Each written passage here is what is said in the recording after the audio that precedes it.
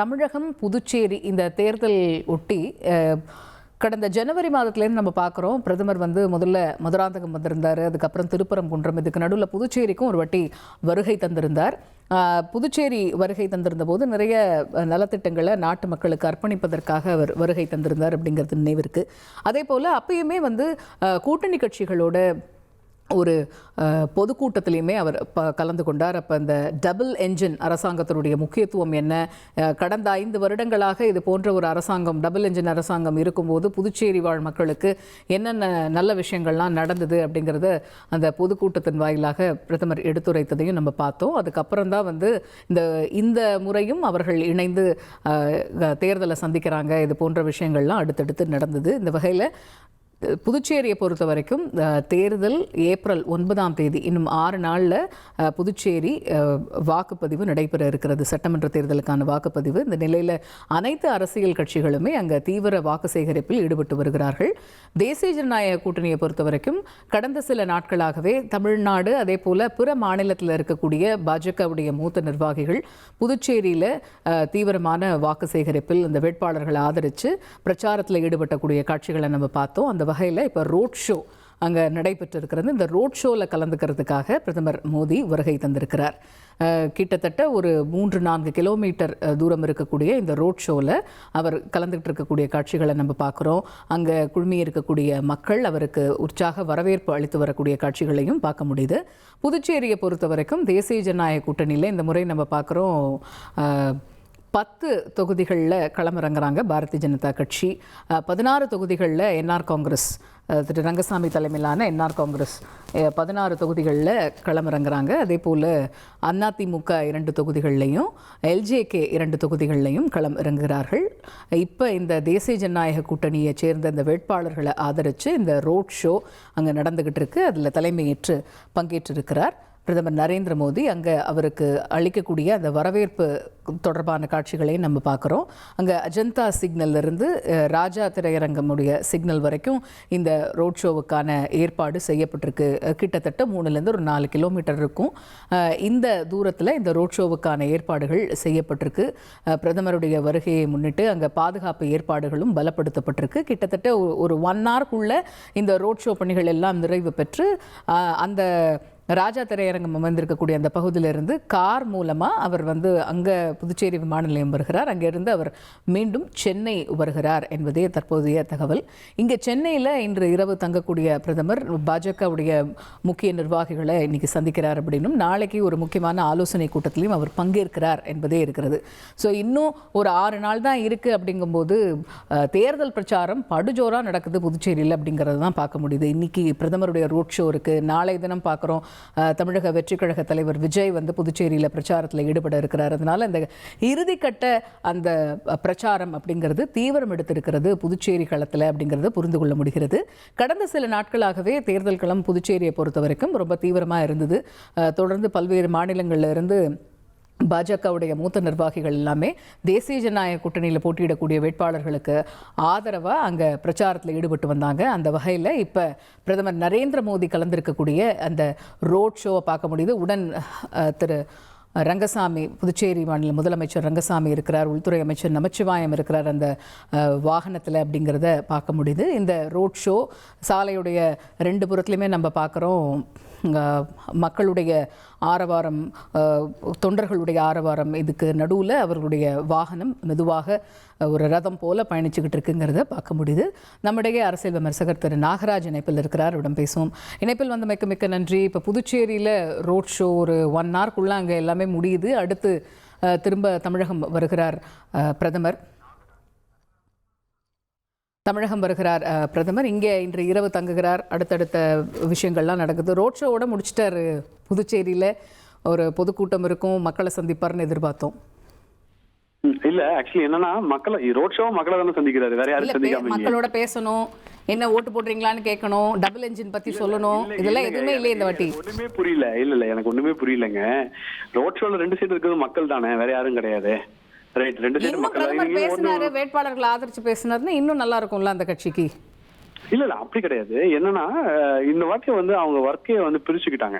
Right. இப்ப புதுச்சேரியை பொறுத்தவரையிலும் வந்து உங்களுக்கு வந்து ரங்கசாமி அவர்கள் வந்து எல்லா வேலையும் பார்த்துட்டு இருக்காங்க. பட் புதுச்சேரியில அவங்களுக்கு இன்னொரு ப்ராப்ளம் இருக்கு. என்னன்னா கிரவுண்ட் வந்து ஐ மீன் பிரதமர் வரணும்னா அதற்கான இது இருக்குல்ல, ஒரு புரோட்டோகால்ஸ் இருக்குல்ல. இப்போ வந்து கட்சி மீட்டிங்ன்றது வேற, பொதுமக்கள் வருதுன்னு வேற. இப்போ இங்க நம்ம மதுராந்தகத்தை ரெடி பண்ணலாம், திருச்சியில ரெடி பண்ணிடலாம், சென்னையில ரெடி பண்ணு. புதுச்சேரிக்கு வந்திருந்தாரு, அங்கதானே டபுள் இன்ஜின் பத்தி நிறைய பேசினாரு. இல்லங்க, அவர் டபுள் இன்ஜின் நீங்க தான் வரவே இல்லை. நீங்க வந்து ஒரு வாட்டி பேசிட்டாரு. 6 நாள்ல தேர்தல் வருதுங்க, இப்ப பேசலாம்ல. இல்லங்க, நீங்க ஏங்க பிரதமரை டிக்டேட் பண்றதுக்கு இப்படி பண்ணுங்க அப்படி பண்ணுங்கன்ட்டு எனக்கு அது புரியவே இல்லை. ஏன் டிக்டேட் பண்றீங்க?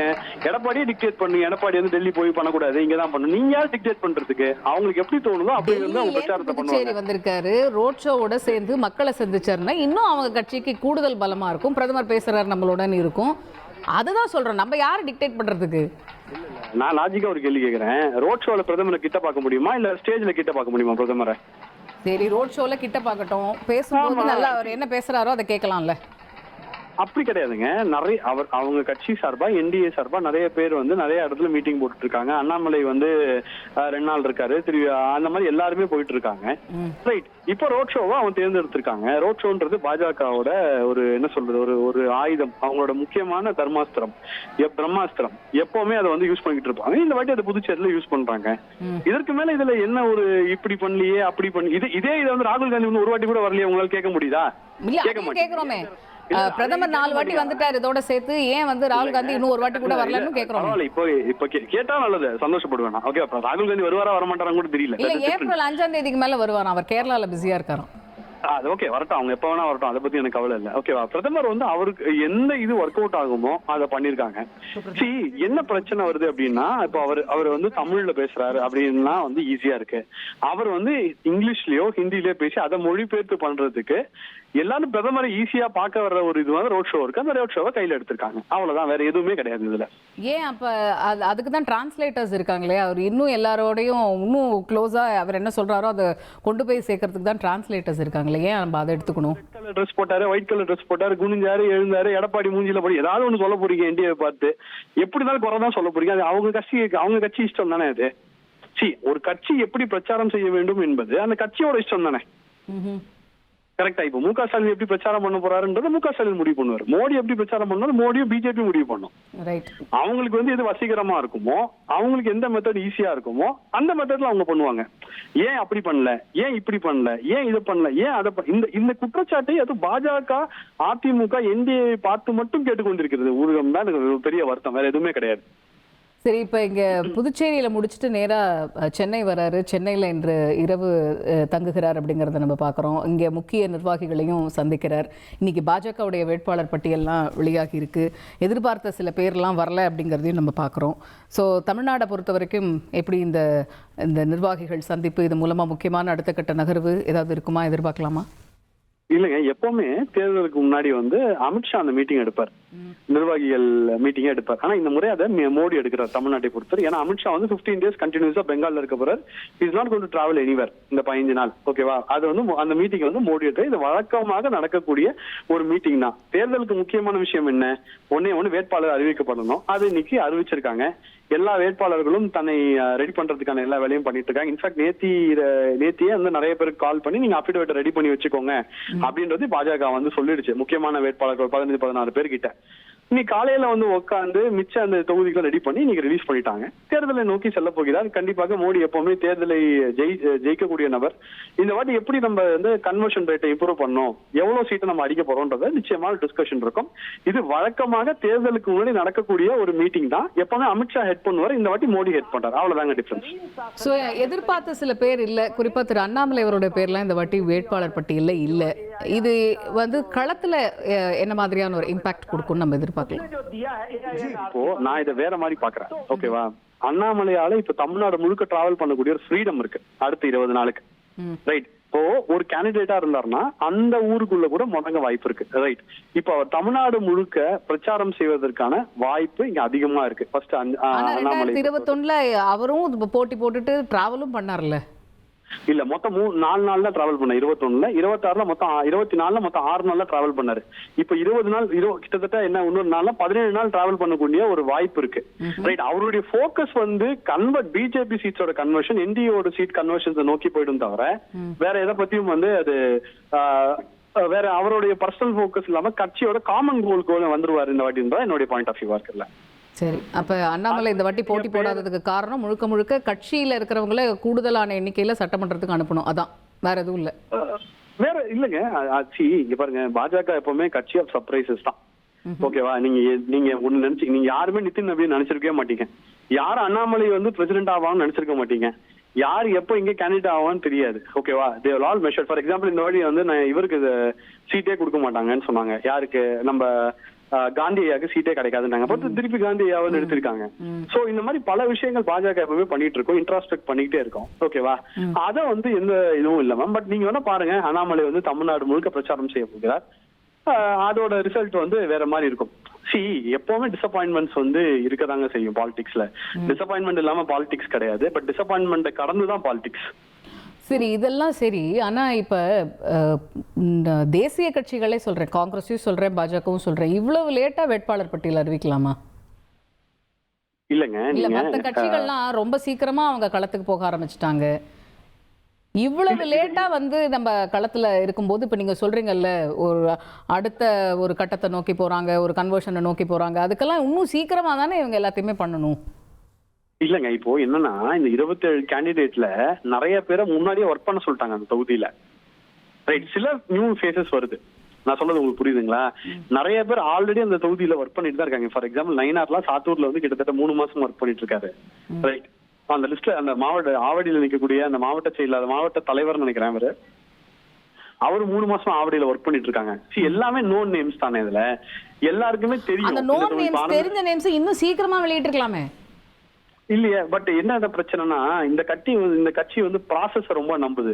ப்ராசஸ் இருந்தா ப்ராக்ரஸ் இருக்கும்னு நினைக்கிற கட்சி, இந்த ப்ராசஸ் வந்து ஈல்ட் ஆயிடுச்சு. ரொம்ப நேரம் நீடிச்சதுன்னா ப்ராக்ரஸ் எப்படி நாகராஜ் இருக்கும்? இல்ல, நீங்க சொல்றது கரெக்ட்டுங்க. இந்த வருத்தம் வந்து எல்லா பாஜக தொண்டர்களுக்கும் இருக்கு. அரசியல் விமர்சகர் எல்லாரையும் தாண்டி பாஜகவை ஆதரிக்கும் பாஜக தொண்டர்களுக்கு இந்த வருத்தம் இருக்கிறது. நீங்கள் கேட்கும் கேள்வி கரெக்டான கேள்வி. நாடாளுமன்ற தேர்தலுக்கும் போது வேற மாதிரி இருக்கு, மாநில தேர்தலுக்கும் போது அது அப்படியே கம்ப்ளீட்டா வேற மாதிரி இருக்கு. இல்ல அப்படி கிடையாது, ரெண்டுமே அப்ரோச் சேர்ந்து ப்ராசஸ் எல்லாம் சேர்ந்தாங்க. இங்க என்ன ஆயிடுச்சுன்னா, பியூஷ் கோயல்ஜி வந்து ஒரு 1 வீக் வந்து இவென்ட் டு சவுத் ஆப்பிரிக்கா, இந்த கேஸ் சிலிண்டர் ப்ராப்ளம் வந்ததுலாம். ஏன்னா இப்ப பியூஷ் கோயல்ஜி வந்து தான் இந்த லிஸ்ட்டை வந்து கொண்டு போக முடியும், அதுதான் இந்த கட்சியோட ப்ராசஸ். அதனாலதான் டிலே ஆயிடுச்சு, தவிர வேற எதுவுமே கிடையாது. பட் இங்க இருக்கிற எனக்கு தெரிஞ்சு 27 கேண்டிடேட்ஸ்ல ஒரு 18 கேண்டிடேட்டுக்கு முன்னாடி அவங்க தான் வேட்பாளர் நிச்சயமா தெரியும், முன்னாடியே வேலை செய்ய ஆரம்பிச்சிட்டாங்க அந்த தொகுதியில. ஸோ இப்போ நீங்கள் புதுச்சேரியை பொறுத்த வரைக்கும் எப்படி பார்க்குறீங்க? உங்களுக்கான திரும்ப வாய்ப்பை எப்படி பார்க்குறீங்க? இன்னொரு பக்கம் இந்தியா கூட்டணியும் களமிறங்குறாங்க. அப்படிங்கும்போது இறுதிக்கட்ட பிரச்சாரத்தில் எல்லாருமே தீவிரம் காட்டுறாங்க. புதுச்சேரி களம் இந்த முறை தேசிய ஜனநாயக கூட்டணிக்கு எப்படி இருக்க போகுது? இல்ல, நான் புதுச்சேரி இப்பதான் அனலைஸ் பண்ண ஆரம்பிச்சிருக்கேன். எனக்கு இன்னொரு 1 or 2 days ஆயிடும் என்ன ஏதுன்னு தெரிஞ்சுக்கிறதுக்கு. பட் ஒரு விஷயம் வந்து ஒரு ஸ்லைட்டா அந்த டேட்டாவை இனிஷியலா பார்க்கும்போது ஒண்ணு தெரியுது, காங்கிரஸ் வாக்குகளை வந்து விஜய் உடைக்கிறார். சோ வாக்குகள் பிரியும் போது அந்த இடத்துல வந்து மட்டும்தான் உடைக்கிறாரா? இல்ல என்ஆர் காங்கிரஸையோ மத்த கட்சிகளோடதையோ உடைக்கலையா? இல்லங்க, இப்போ என்ஆர் காங்கிரஸ் மத்த கட்சி உடைக்கல நீங்க கேட்கலாம். எனக்கு இனிஷியலா கிடைக்கிறது ஒரு இது தெரியுது, காங்கிரஸ் ஓட்டு வந்து பிரியுதுன்றது தெரியுது. நான் சொன்னல இன்னும் 2 days ஆகும் என் சைட்ல கம்ப்ளீட் பண்ண. நான் இன்னும் 2 நாள் கழிச்சு கால் பண்ணுங்க, நானே சொல்றேன் என்ன ரிசல்ட் இதான் வரும் என்னுடைய கணிப்புன்றதை நான் சொல்றேனே. நன்றி திரு நாகராஜ். இணைப்பில் வந்து உங்களுடைய பார்வைகளை பகிர்ந்து கொண்ட மிக்க நன்றி. இனி செல்லும் இடமெல்லாம் செய்தி. தந்தி டிவியின் வாட்ஸ்அப் சேனலை ஃபாலோ பண்ணினா செல்ல இருக்கும் இடமெல்லாம் செய்தி. இதோ QR கோட், இப்பவே ஸ்கேன் பண்ணுங்க, ஃபாலோ பண்ணுங்க.